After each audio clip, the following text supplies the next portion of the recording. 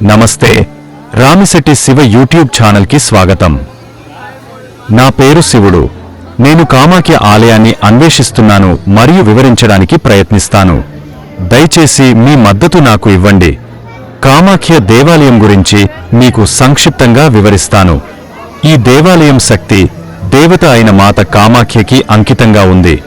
పురాణాల ప్రకారం శక్తి పీకాల ఉద్భవానికి కారణమైన కథలో భాగంగా శివుని భార్య సతీ తన పిత అయిన దక్షుని యజ్ఞంలో అవమానానికి బాధపడుతూ ప్రాణత్యాగం చేస్తుంది. శివుడు ఆమె శరీరాన్ని భూమి మీద తిరుగుతూ మోసిపోతాడు. అప్పట్లో విష్ణువు సుదర్శన చక్రంతో ఆమె శరీరాన్ని భాగాలుగా చేస్తాడు. ఆ భాగాలు పడ్డచోటే శక్తిపీకాలుగా ఏర్పడినట్లు చెబుతారు. కామాఖ్య దేవాలయం అసోం రాష్ట్రం గువాహటికి సమీపంలో ఉన్న నీలాచల పర్వతంపై ఉన్న ప్రముఖ శక్తిపీఠం. ఇది భారతదేశంలోని అత్యంత పవిత్రమైన దేవాలయాల్లో ఒకటిగా పరిగణించబడుతుంది. ప్రత్యేకతలు: ఈ ఆలయంలో దేవత యొక్క విగ్రహం ఉండదు. ప్రకృతి స్వరూపమైన యోనికుండంలో ఎరుపు రంగు వస్త్రంతో ముసుగు చేసిన స్థలం ప్రదర్శించబడుతుంది. ప్రతి సంవత్సరం అంబుబాచి మేళా అనే పండుగను ఘనంగా జరుపుతారు. దీన్ని దేవత యొక్క రజస్వల అవస్థగా భావించి 3 రోజుల పాటు ఆలయాన్ని మూసివేస్తారు. ఇది శక్తి ఆరాధకులకు పవిత్రమైన యాత్రాస్థలంగా మారింది. అంబుబాచి మేళా ప్రతి సంవత్సరం జూన్ నెలలో జరిగే ఈ మేళా మాత శక్తి రజస్వల అవుతున్న సమయంలో జరుపబడుతుంది. 3 రోజుల పాటు ఆలయం మూసివేయబడుతుంది. దీన్ని మాతకి విశ్రాంతి సమయంగా భావిస్తారు.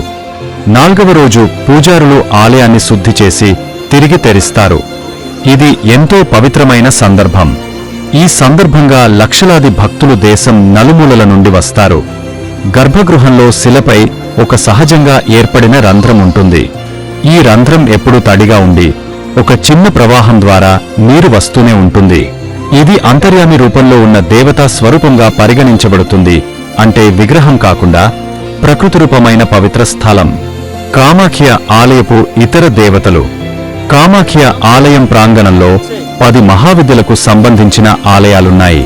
1 తార, 2 భైరవి, 3 త్రిపుర సుందరి, 4 బగలాముఖి, 5 భువనేశ్వరి, 6 ధూమావతి, 7 మాతంగ, 8 చిన్నమస్త, 9 కమల, 10 కలి. ఈ దేవతలందరికీ ప్రత్యేక స్థానం ఉంటుంది. తంత్ర సంప్రదాయంతో సంబంధం: కామాఖ్య ఆలయం తంత్రమార్గ ఆరాధనకు కేంద్ర బిందువుగా మారింది. చాలా తంత్ర సిద్ధులు ఈ స్థలాన్ని పవిత్రమైన సాధన స్థలంగా పరిగణిస్తారు.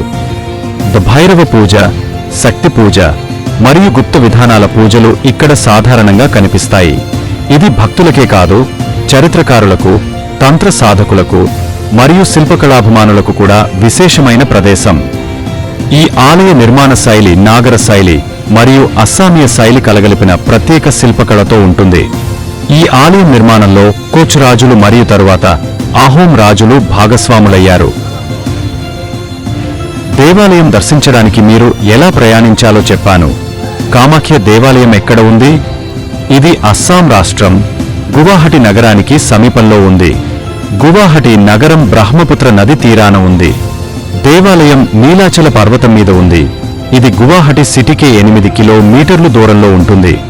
విమాన మార్గం: గువాహటి అంతర్జాతీయ విమానాశ్రయం భారతదేశంలోని ప్రధాన నగరాల నుంచి ఎయిర్లైన్ల ద్వారా అందుబాటులో ఉంది. విమానాశ్రయం నుండి కామాఖ్య ఆలయం సుమారు 20 కిలోమీటర్లు దూరం ఉంటుంది. టాక్సీ లేదా క్యాబ్ తీసుకుని ఆలయానికి చేరవచ్చు. రైలు మార్గం: గువాహటి ప్రధాన రైల్వే స్టేషన్ భారతదేశంలోని వివిధ నగరాలతో అనుసంధానంగా ఉంటుంది. రైలు స్టేషన్ నుండి ఆలయం 8 కిలోమీటర్లు దూరంలో ఉంటుంది. ఆటో రిక్షా, టాక్సీ, బస్సు ద్వారా ఆలయానికి చేరవచ్చు. రోడ్డు మార్గం: గువాహటి చాలా నగరాలకి బస్సు సేవలు అందుబాటులో ఉన్నాయి. మీరు సిలాంగ్, తేజ్పూర్, డిస్పూర్ లాంటి ప్రదేశాల నుండి కూడా బస్సుల ద్వారా గువాహటి చేరవచ్చు. గువాహటి నుంచి కామాఖ్య టెంపుల్ హిల్ బేస్ వరకు ఆటో లేదా బస్సు ద్వారా వెళ్ళొచ్చు.